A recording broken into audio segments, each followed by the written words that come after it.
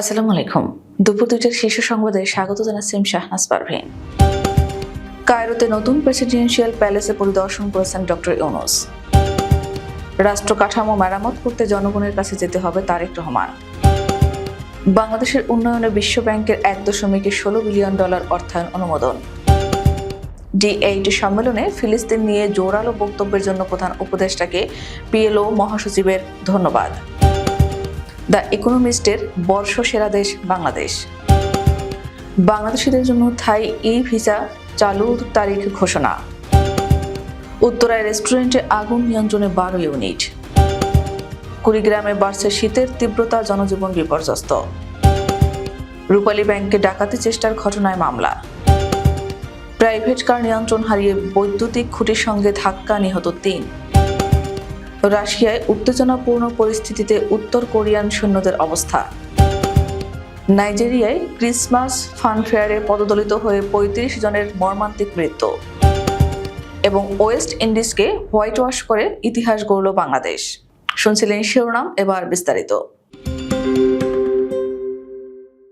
প্রধান উপদেষ্টা অধ্যাপক মোহাম্মদ ইউনূস আজ D8 শীর্ষ সম্মেলনে যোগ দেওয়ার আগে মিশরের কায়রোতে নতুন প্রেসিডেন্সিয়াল প্যালেস পরিদর্শন করেছেন।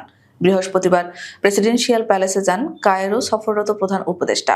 সেখানে প্রাপ্ত এক বার্তায় বলা হয়, মিশরের president Abdel Fattah al CC বাংলাদেশের প্রধান উপদেষ্টাকে নতুন প্রেসিডেন্সিয়াল প্যালেসে স্বাগত জানিয়েছেন। অধ্যাপক ইউনূস নতুন প্রেসিডেন্সিয়াল প্যালেস পরিদর্শন শেষে ওখানে রাখা দর্শনার্থী বইও স্বাক্ষর করেন।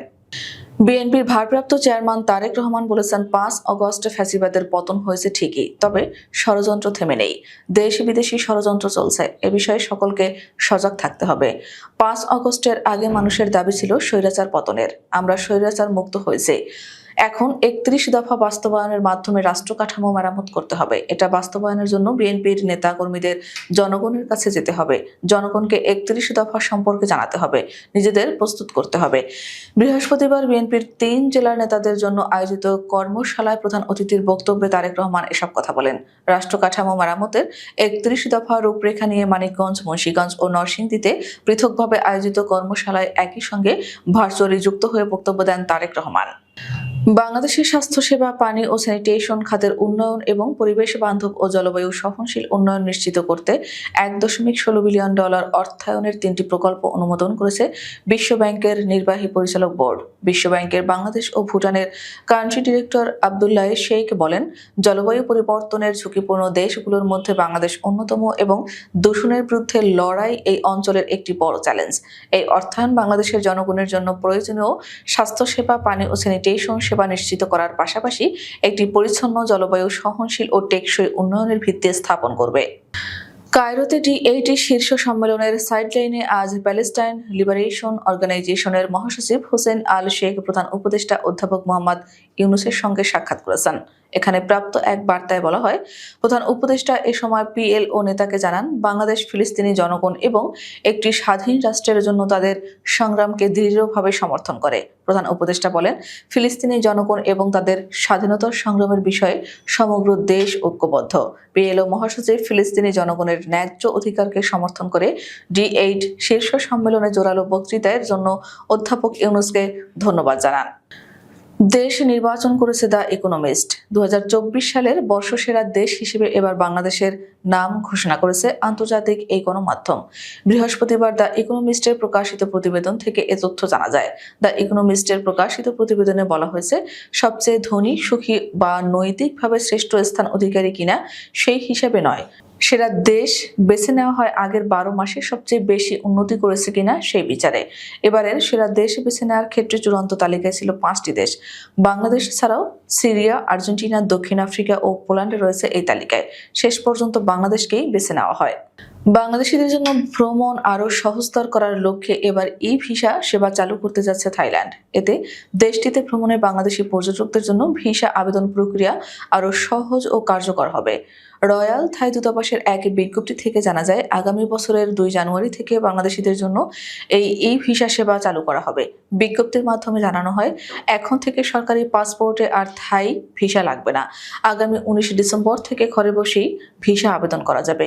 বিজ্ঞপ্তিতে আরও বলা হয়, বাংলাদেশের সাধারণ নাগরিকরা আগামী 2 জানুয়ারি থেকে এই ভিসা সেবা পেলেও সরকারি পাসপোর্টধারীদের আগামী 19 ডিসেম্বর থেকে এ সুবিধা দেবে থাইল্যান্ড সরকার।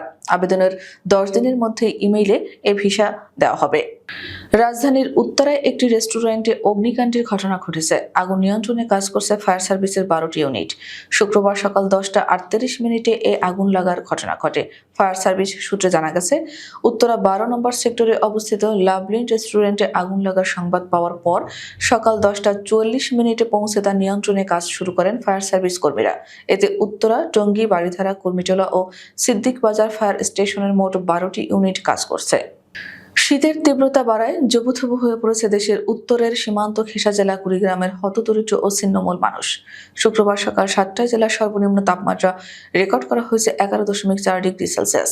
গত এক মাস ধরে এ জেলার সর্বনিম্ন তাপমাত্রা 11 থেকে 13 ডিগ্রি সেলসিয়াসে ওঠানামা করছে। দিনের তাপমাত্রা কিছুটা বৃদ্ধি পেলেও রাতে হতেই নেমে আসছে ঘন কুয়াশার সাথে কনকনে ঠান্ডা। শীত নিবারণে সরকারিভাবে 27 লাখ টাকা ও 12,000 কম্বল বিতরণ করা হয়েছে বলে জানিয়েছেন জেলা প্রশাসন। কেরানীগঞ্জের চুনকুটিয়ার রূপালী ব্যাংকে ডাকাতি চেষ্টার ঘটনায় কেরানীগঞ্জ দক্ষিণ থানায় দস্যুতার মামলা করেছে পুলিশ। বৃহস্পতিবার রাতে পুলিশ বাদী হয়ে এ মামলা করে। কেরানীগঞ্জ দক্ষিণ থানার ওসি মাজহারুল ইসলাম জানিয়েছেন, আত্মসমর্পণ করা 3 ডাকাত লিওন মোল্লা, আরাফাত ও সিবাতকে এ মামলায় গ্রেফতার দেখানো হয়েছে। 3 জনকে বিকালে আদালতে তুলে 7 দিন করে রিমান্ড আবেদন করা হবে। এদিকে ঘটনার পর এখনো থমথমে কেরানীগঞ্জের চুনকুটিয়া এলাকা। এমন ঘটনা কল্পনাও করতে পারছে না এলাকাবাসী। আতঙ্কের কথা জানিয়ে স্থানীয়রা দাবি করছেন, এমন ঘটনা যাতে আর না ঘটে। সিলেট তামাবিল সড়কে প্রাইভেট কার নিয়ন্ত্রণ হারিয়ে বৈদ্যুতিক খুঁটির সঙ্গে ধাক্কা খেয়ে 3 জন নিহত হয়েছেন। তাদের নাম পরিচয় এখনো জানা যায়নি। শুক্রবার সকাল 10:30টার দিকে জৈন্তাপুর উপজেলার বাঘের সড়ক এলাকায় এই দুর্ঘটনা ঘটে। প্রত্যক্ষদর্শীরা জানান, সুনামগঞ্জের ছাতক পৌর এলাকার কয়েকজন যুবক প্রাইভেট কার যোগে জাফলং যাচ্ছিলেন। পথিমধ্যে বাঘের সড়ক এলাকায় তাদের কারটি নিয়ন্ত্রণ হারিয়ে বৈদ্যুতিক খুঁটির সঙ্গে ধাক্কা খেয়ে চালক সহ সবাই হতাহত হয়েছেন। পরে স্থানীয়রা আহতদের উদ্ধার করে সিলেট ওসমানী মেডিকেল কলেজ হাসপাতালে নিয়ে যায়। সম্প্রতি বিবিসি একটি প্রতিবেদন অনুযায়ী রাশিয়ার কুরস্ক অঞ্চলে ইউক্রেনের বিরুদ্ধে লড়াই করতে প্রায় 11,000 উত্তর কোরিয়ান সৈন্য পাঠানো হয়েছে। দক্ষিণ কোরিয়া, যুক্তরাষ্ট্র এবং ইউক্রেনের কর্মকর্তারা জানিয়েছেন যে এই সৈন্যরা ইতোমধ্যে যুদ্ধের সাথে যুক্ত হয়েছে এবং বহু সৈন্যের মৃত্যু হয়েছে। এর মধ্যে অন্তত 100-এরও বেশি সৈন্য নিহত হয়েছে বলে প্রাথমিকভাবে ধারণা করা হচ্ছে। উল্লেখ্য, 2023 সালের শেষ দিকে উত্তর কোরিয়া রাশিয়াকে সহায়তার জন্য কুরস্ক অঞ্চলে সৈন্য পাঠায়। এই সৈন্যদের মধ্যে অধিকাংশই উত্তর কোরিয়ার এলিট স্টর্ম কোর্পস ইউনিটের সদস্য। বিশেষভাবে নির্বাচিত এই সৈন্যরা মনোবল ও প্রস্তুতির দিক থেকে কিছুটা এগিয়ে থাকলেও তারা আধুনিক যুদ্ধের কৌশল সম্পর্কে তেমন ধারণা রাখে না। তাদের প্রশিক্ষণ অনেকটাই সীমিত এবং খাবারের অভাব রয়েছে, যার ফলে তারা শারীরিকভাবে দুর্বল। তবে তাদের দেশপ্রেম এবং কর্তৃপক্ষের প্রতি আনুগত্য অত্যন্ত দৃঢ় বলে জানাচ্ছে পালিয়ে যাওয়া সৈন্যরা। নাইজেরিয়ার দক্ষিণ পশ্চিমাঞ্চলীয় ইবাদান শহরে ক্রিসমাস ফানফেয়ারে পদদলিত হয়ে 35 শিশুর মর্মান্তিক মৃত্যু হয়েছে। এছাড়া আশঙ্কাজনক অবস্থায় আরও 6 জনকে হাসপাতালে ভর্তি করা হয়েছে।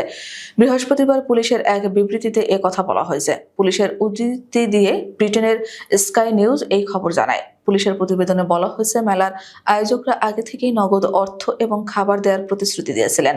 এই কারণে মেলায় ঢুকতে হুড়োহুড়ি লেগে যায়। প্রচণ্ড ভিড়ের কারণে এই মর্মান্তিক দুর্ঘটনা ঘটেছে।